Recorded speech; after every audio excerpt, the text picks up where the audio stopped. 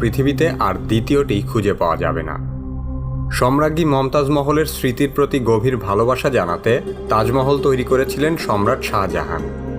সেই অনন্য কীর্তি তাজমহল আজও বিশ্ববাসীর কাছে এক অপার বিস্ময়ের নাম। কি কেন কিভাবে এই পর্বে জানব পৃথিবীর সপ্তম আশ্চর্যের অন্যতম তাজমহল সম্পর্কে।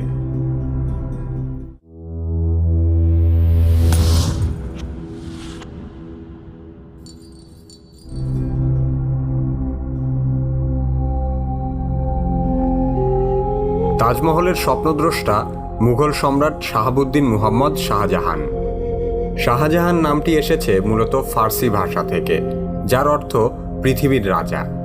তিনি ছিলেন বাবর, হুমায়ুন, আকবর এবং জাহাঙ্গীরের পরে পঞ্চম মুঘল সম্রাট। 5 জানুয়ারি 1592 সালে জন্ম নেওয়া এই মুঘল সম্রাট 1666 সালের 22 জানুয়ারি